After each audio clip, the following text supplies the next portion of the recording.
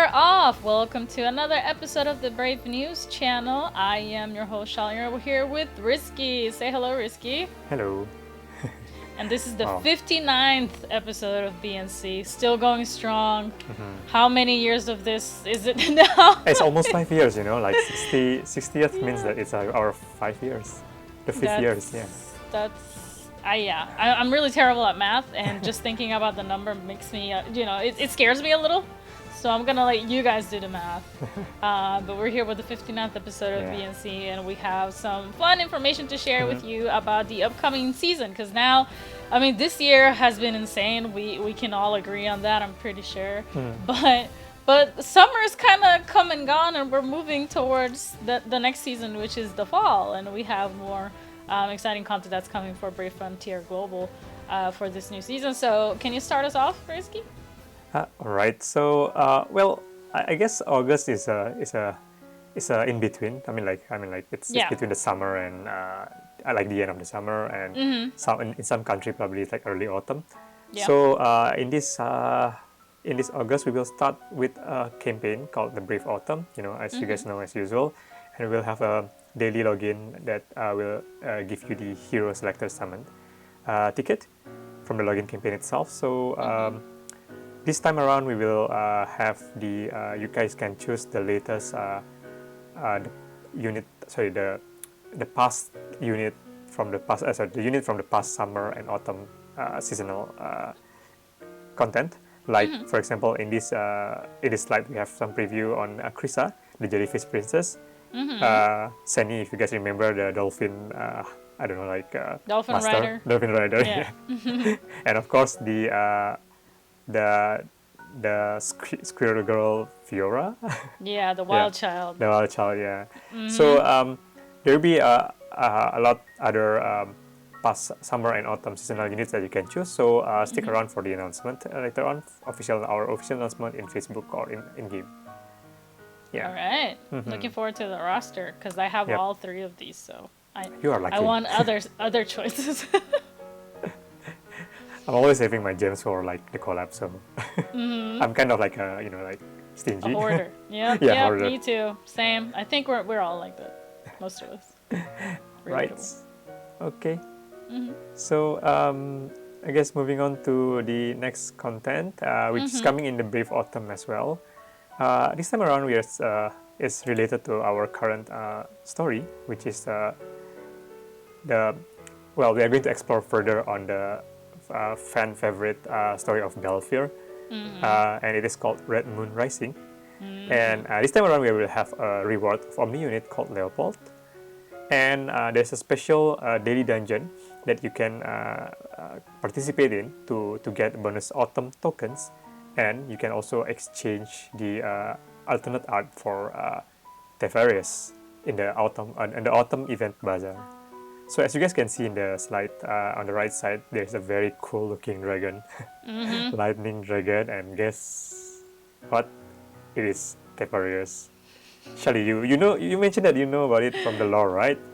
Yeah. So it is part of his lore that he's like the storm dragon, the dragon of storms. So I think this is probably Teferius's true form is this dragon form, and he only takes human form so that he can walk, on, throughout the world without like freaking people out, because if it was going around in the shape of a humongous dragon, I don't think people would be so cool with that. So this is probably what Teferius looks like in like his true nature as a storm dragon.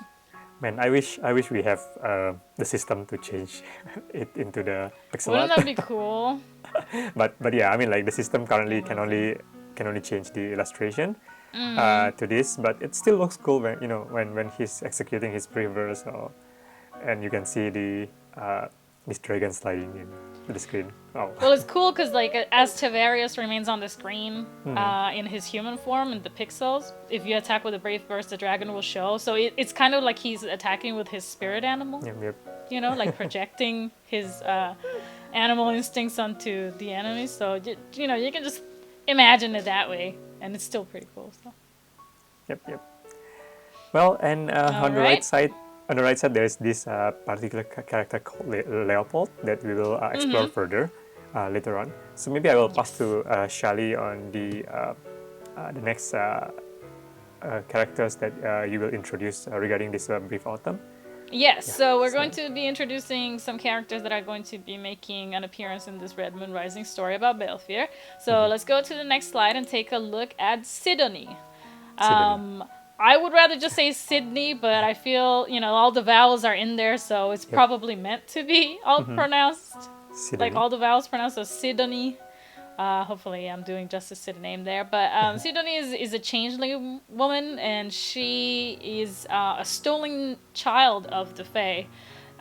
So she has Fae powers, and sometimes she will use them around like people who shouldn't necessarily be knowing that she has these powers, and so she can cause a stir now and then when she decides to use that. There's other really kind of, I would say, off-putting qualities about her. Like, for example, her eyes are really creepy. Like, the iris is like a bluish green, but the outside part that would be white is actually like bright red. So she has to mask that with like an enchantment with like magic so that they look normal to other people, because she has to pretend to just be another person in order to keep, going on her travels and stuff. But she's kind of like faced it all. I believe, her mother was a Fae. I can't remember exactly who it was that was the Fae in the family. I can't remember if it was her mother or her father, but one of them was a Fae, and this is why she has these powers that she can use that are connected to nature. And as she was stolen away from the Fae, so she grew up in a village that was close enough to them, but she never fit in anywhere. So like the Fae don't want her, and humans don't want her. She's just too weird for either side, so she's just kind of like a lone wolf. And the most popular lone wolf that we have in Brave Frontier Global is of course Balefir. So lone wolf meet lone wolf. Exactly. They kind of find each other. Maybe they feel they don't have to be so lonely anymore, and they kind of get involved, and then that's where their story kind of like takes off. Right. So that's a little bit of background on Sidonie. I think her design is very interesting. I feel like it's a really weird mix of things, because her costume is like made out of wings of a butterfly. But she, like, herself is just like so dark and gloomy, while the nature surrounding her is so like positive and vibrant and pretty. So it's just a very interesting juxtaposition of these two, like, the dark side of her, and then the kind of good light side of her. Exactly. So what do you think of her design, Risky? I really like it gives me the gothic feeling, but I mean, she's not really gothic though. It's just like the color. I guess the color is a bit dark, but the element is very hard for me to tell what element is she supposed to be. Yeah, it's me like too. Fire and water, but that color is not our fire. Usually, it's more like thunder. So it's gonna be interesting to see like how the unit design will be. Yeah, I honestly don't know, because usually, I don't know if you guys have noticed this. This is a little bit of trivia about BNC information and slides. Yep. Her name is written in white on the slide. Oh. And we usually only write the names in white for units that are of light element. You are right, yeah. Yes, we do. I'm not saying that this is necessarily what's happening here, because I honestly have no idea. Like, it's so hard to pinpoint an element based on her looks alone, just like you said. So the information here is saying that she is going to be a light unit.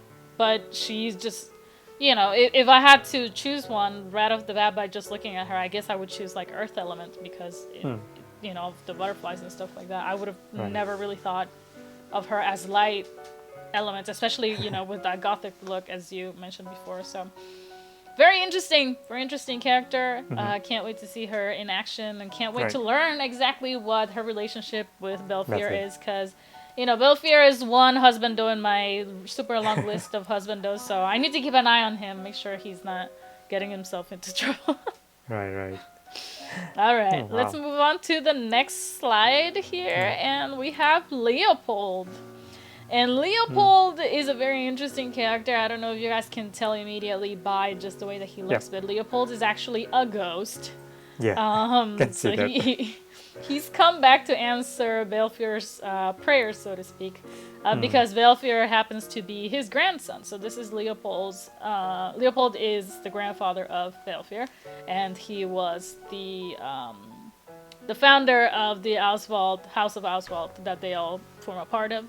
And some people speculate that we all know that Belfier is a little bit crazy, right? Like, he's just not all there. He kind of snaps now and again, and he has like maniacal looks on his face. And some people speculate that maybe the reason why he's a little bit insane is because he can see things like Leopold, that he can see the ghost of his grandfather, and perhaps maybe that's what's kind of like making him a little bit loopy. But it's just fun. I don't know. Most of the heroes that are summoned in Brave Frontier are said to be heroes of the past, so they have already passed away a long time ago. But it's always fun when we get like an actual ghost. Yeah, like I don't think we get like many ghosts per se, right? We do have some zombies, like zombie nurse and exactly. Some android, like non-human. Yeah, so I'm liking this like ghostly, like gothic vibe that we're going for, especially as we build up closer and closer to the fall, where Halloween will be coming in. Yeah, I thought Halloween come early.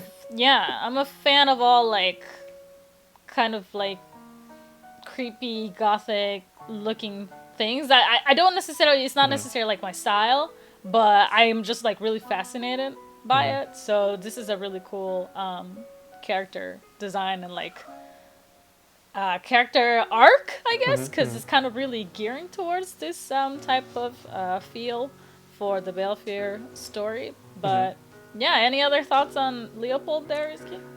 Well, by the rule of the name, the color of the name itself, Leopold should be a fire unit, but yes. All over the place, I'm looking at the dark unit. Yeah. A dark vibe. I don't know. I'm not entirely sure. So disclaimer right here, guys. I'm not entirely sure that the names this time around are made in the usual fashion that we usually present the information, because like I said, usually we present the names in the color matching that unit's element. But yeah, I'm just thrown for a loop that Sidonie was a light unit and that Leopold here seems to be a fire unit based on this information. Please don't take this as like 100% fact. Do check the news in game to make sure that you know for sure what element Leopold is before you try to get him. If you need him or you don't need him, but he's going to be the reward unit, right? So he should be free. You don't have to worry about like spending any gems for him. But at least for Sidonie, make sure that you check her all the details out before you spend any gems and stuff like that. That way you don't go around saying that we lied to you. This might just be an honest mistake. Yeah, but I guess if he is fire, he's probably like the hottest kind of fire, which is the bluish kind of fire. When you look into a flame and the core of the flame is like blue purplish, that's the actual hottest part of a fire. So maybe Leopold is channeling that. I don't know. We'll see. We'll see. Yeah. All right, and now we'll go to the other unit. This one is actually not tied to the Belfier story. So we go to the next slide here. This is an Altered Destiny summon unit, and the unit's name is Gwyll. Now, I'm going to have a little bit of a rough time describing what Gwyll is about because Gwyll doesn't have a gender. So I can't refer to him as a he, and I can't refer to her as a she. I have to refer to Gwyll as they. So please try to follow what I'm saying. Okay. It's gonna be hard. It's gonna be challenging. It might get bumpy. Yeah, it might get bumpy. But Gwyll is basically a being that hops from the light side to the dark side and from the dark side to the light side. They represent the duality of things, the possibility that good and evil can coexist, light and shadow can be one. This is basically what Gwyll is all about, and Gwyll comes from I mean, we don't know necessarily where they is from. See, I'm falling into my own trap. But it is a world where this is possible, where you can have both, both sides, and still, you can find a compromise between two things that are supposed to be inherently and naturally opposite to each other, right? So that makes Gwyll a very interesting unit for sure. But is Gwyll going to be an enemy, or are they going to be an ally? That still remains to be seen. We don't really have that much information about them, so let's see how that develops. That's very, very interesting. And as far as the design goes, I'm really excited about Gwyll because this is like 150% fantasy. Yes. Like blue color, no, like blue purple. Yeah, like skin. Straight out of a fairy tale. Like the ears and the jewels and the costume, the cosmic like sphere floating above their head. Everything gives me just like 150% fantasy. We're so used to seeing like warriors with big swords, or like, just weapons and like smacking each other with things, but this is just like if you stumbled into a dream and the first thing you saw was this thing that just came out of pure magic, I would think that would be what Gwyll is. Yeah. If that makes any that's sense. how it's really describing it perfectly, because like they they don't resemble anything in the human world. Yeah, but yeah, I guess the design is very unique in the sense that like it's not so much of aura, but those attachment like above their head. Yeah, and I'm more interested to see like how the story goes, and like because this unit doesn't seem to be attached to any of or connected to any of the existing. Right. We don't know where Gwyll goes. We don't know what their purpose is, and again, we don't know on what side they're on either. So like, Gwyll could be here to destroy the summoner. We don't really know. It's very interesting. Okay. But yeah, that's it for the new units for this section. Can I pass it back to you, Rizky? Okay, sure. So we are going to the next slide, which is talking about the Dichroma Shadow. So we will have Thunder and Water missions. We have 3 bosses to challenge here, and balance for 2 Mono Earth and 2 Mono Thunder teams. So do prepare your team for the RC7 as well. Also coordinate with your fellow summoners to take on boss guardians. The challenge window right now will be made into 2 weeks, and it will be included into the RC7 rotational schedule after it is done. So I guess it's time to pack up basically build your squad again and prepare for this the next challenge in the RC7. Sounds good. Yep. I need to bolster my units to make sure that I don't get yelled at by my guildmates for not doing enough raid. They always yell at me because of that. Right. So moving on to the next content, we are going to have the Battles of Brave Frontier 2, and this time around we are going to feature the champion, the unit Joshua. Yes. I guess those who have had a chance to play Brave Frontier 2 is familiar with this character. And in this, you can also in this dungeon, you can also obtain the materials to craft the silver blade sphere. Yeah. So that makes sense. I mean, he's a knight that's dressed all in silver. His blade is also silver, so it's probably like a sphere representing his own sword. Yep. I would guess. That's correct. Yeah, and Joshua is easily probably the fan favorite out of the new summoners. From Brave Frontier 2. So I'm not sure how it is for the global audience just yet, but I know that the Japanese audiences at least were very, very taken by Joshua. Like, he's the cool guy. So. Well, white-haired Ikemen, I guess. Yeah, exactly. I mean, he's a good-looking dude, and he's pretty badass. Like, he's just kind of like the type that he does things. You know, he acts now and worries about it later. Yeah, like if he does something that you didn't like, then you know you just have to deal with it because he's just gonna do things his way. So, you know, that kind of like bad boy attitude, but he's like on the right side of things. So that's probably why he gets forgiven a lot, because he's ultimately doing it for the sake of other people. But yeah, right. But yeah, some interesting thing here is that the featured unit for this battles of the heroes across times will be a bit different. It's not Joshua, but let me pass it to you, Shelly. Yes, actually, so in the next slide here we have Teresa, and Teresa is not connected to the Summoners at all. She's not one of the main characters of Brave Frontier 2 at all, but she is part of a very special batch of units that was really popular with the Japanese players. Exactly. It's this kind of like Western story about this gang of bandits that was going around kind of like terrorizing people in search of these relics, like these powerful weapons. And Teresa is a nun. She wasn't always a nun. She grew up in the frontier lands and she did whatever she had to survive. But one day she received a revelation from God. And she was like, oh, okay, I get it. I know what I have to do now. So she became a nun. And then she realized that her mission was then to impart God's, you know, the justice of the gods onto other people. So if you were misbehaving and you're not following the teachings of the gods, then Teresa will be the one to hunt you down and punish you for it. That's her job. So she came to be known as the fighting nun.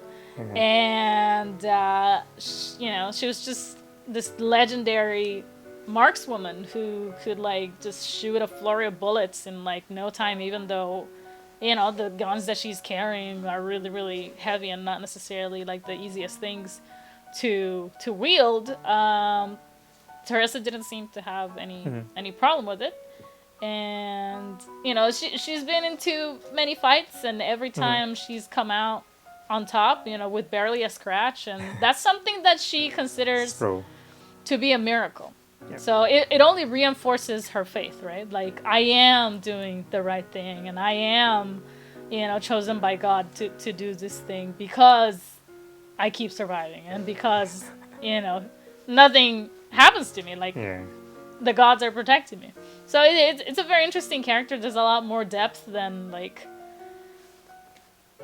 just like a regular nun, I guess you could say, character. But it's just a very interesting thing to even like ponder, that a nun would go out into the world and like physically punish people for not following the teachings of the gods. I don't know. I consider it quite interesting. Let's just say, I mean, like, this kind of things will only happen in Japanese RPG fantasy. Yeah, I guess so. I mean, I haven't heard of any real life fighting nuns, but remember, I think we did raise it up in the previous BNC when we introduced the Brave Frontier heroes. It's like we are trying to reimagine the popular characters, or like how. Yeah, Florence Nightingale was a nurse, a fighting nurse, and now we have a fighting nun. Yeah. So yeah, I mean, take it as like you know, this is not so much on like trying to offend anyone, but it's more like it's a way to, I wouldn't say fantasize, so like maybe just a way to reimagine how if a nun could fight and shoot a shotgun. Right. And I mean, I really hope that nobody gets offended by this. I mean, I am Catholic. I've been Catholic since the day that I was born, and my family is like pretty hardcore, like, you know, like we have Jesus candles around the house kind of family. Like, you know, so, and I'm not offended by this, so hopefully I hope that nobody else would be. Again, this is just like fiction, and a story trying to be told, and Teresa's story happens to be the story of a fighting nun, and that's just her truth. It doesn't necessarily have to be our truth, and it's not part of our real world. So hopefully people don't, take it too seriously and just recognize it for what it is. And I don't know, I think she's pretty cool. Yep. And that's my opinion. All right. All right. Well, let's pass it back to Risky for the last piece of content here. Okay. So for the last piece of content, let's go to the next slide. Then we're going to share with you guys another Vortex Arena Season 6, which is the Water Showdown, Nautical Showdown. We're going to have a similar pattern as the previous Vortex Arena. There will be like adjustment to the daily and overall rank rewards. And as what Inoko had previously, there will be a alternate art for the previous season water unit, which is Charlie. And as you guys can see here, Charlie goes into idol mode or something. Yeah, that's what it's looking cool. like. Yeah. She is living her Japanese idol fantasy, like. Yeah, the light stick and. Yeah, she's part of the Mouse Club 48. I'm guessing. Mouse Club 48. I mean, but she looks great. Yeah, I think it actually suits her personality really well. I love, like, the little pins in her hair and the matching glasses and everything. And of course, she doesn't go anywhere without her bag full of, like, God knows what in it. So there you have her, a brand new bag full of brand new stuff, hopefully, and just ready to, like, cause another mess. But hopefully her audience, gets away without a scratch, because Charlie's known for being a little bit destructive with her experiments. So. Right, and I hope she's not losing her fan club. So. Yeah, no, I mean, you would think you'd want to keep your fans around, right? You don't want to, like, help them disappear. So just be careful with those things, Charlie, while you're performing on stage, okay? Well, I think this is a really good trophy to get as well for the for the alternate art. So it's going to be very exciting to see how other Chinese zodiac unit will looks like in their alternate art. So I'm really excited to see the next Vortex Arena, actually. Because there's so many of them. There's so many characters tied to that, story arc, like that batch, and they could all look like a bajillion different things. So very, very exciting for sure. Right. All right. So that's all the content for today. So I guess stick around for the next section, which is the Summoner's Corner. Okay, guys, time for the Summoner's Corner, where you guys ask all the questions and Risky has all the answers. And we're having 2 questions today. The first one is by the MarronChoco. And I don't know why I said that with a Spanish accent. I think I do that every time I see the double R's. But the MarronChoco, just in case, I'm sorry if I'm saying your name wrong. But they ask, if Inoko is getting skin, aka an alternate art, right? Will the other Vortex Arena units from Season 4 get one too? Like Ulgan, Peter, and Noxa. So we saw that Charlie is obviously getting one, right? Can we expect an alternate art for all the other, 10 units that are part of that batch? Yeah, I mean, I guess we can already see the pattern. It's probably going through by the element, but whether it is the first or the second element, I guess we have to wait for it. But yeah, I guess there will be a lot more exciting alternate art and reimagining them. So I guess it's going to be very interesting. I hope that the rabbit gets a really cool one, because like I said before, Peter, that's my zodiac sign, so I really want him to look super, super cool. I can't give you any ideas on how to make him look cool, but I have big expectations. Let's just say that. There you go, Dev team, development team. I'll let them know. I'll poke them and be like, hey, make sure you make Peter really cool. All right, let's move on to the next question here. The next question is by Gstar47. So hello to you, Gstar. And Gstar is asking about frogs. We currently have frogs as reward for arena ranking. I'm guessing they mean Vortex Arena.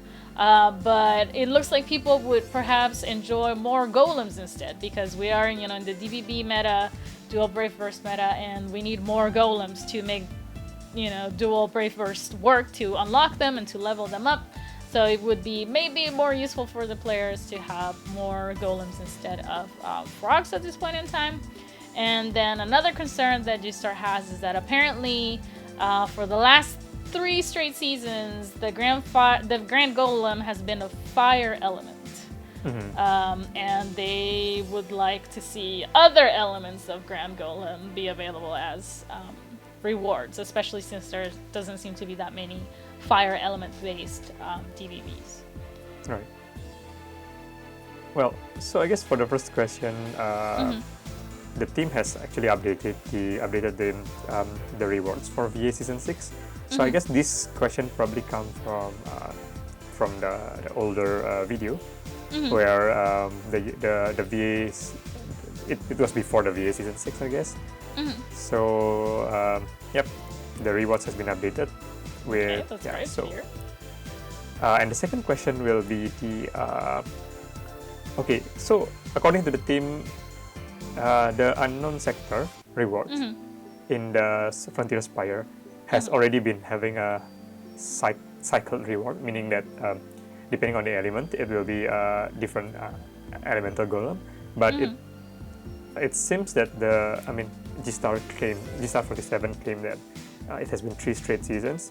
So I guess we probably have to cross-check. I mean, if it's a misunderstanding or maybe there are some bugs, and if you guys find this issue, maybe you can file a ticket to our game support, so that we can do an investigation on that. So right now, for season 7, at least it was a dark golem, and for the next season, it will be a fire. Grand fire golem again. So it should have been a dark Grand Golem for season 7, and we should be again starting the cycle from fire from the next season out. But if G-Star claims it has been 3 straight seasons of only fire Grand Fire Golems, then we may have an issue that we were not aware of before. So like Risky said, please do file a ticket with support, or like try to leave us a comment on Facebook or somewhere where we can see it, so that we can look into this further, because it is our understanding that the elements have been cycling through. So if that's not happening, then we may have an issue to look into here. But hopefully, fingers crossed, this is just a misunderstanding and everything is going well. But we'll have to check and get back to you on that, unfortunately. Okay, well, I think that does it for us here today. Risky, did you have anything you wanted to share before we leave today? Well, I think it's August and it's getting nearer to our anniversary. So I guess I hope everyone keep supporting us and play through this. I think the situation in the world is not really improving much, I guess. It's a little bit scary in some countries. So, but in the meantime, I think stay home. For some of you that have to work from home, don't forget to keep a balanced life as well. Yes. It's going to be very hard to, because when you are working from home, sometimes there's no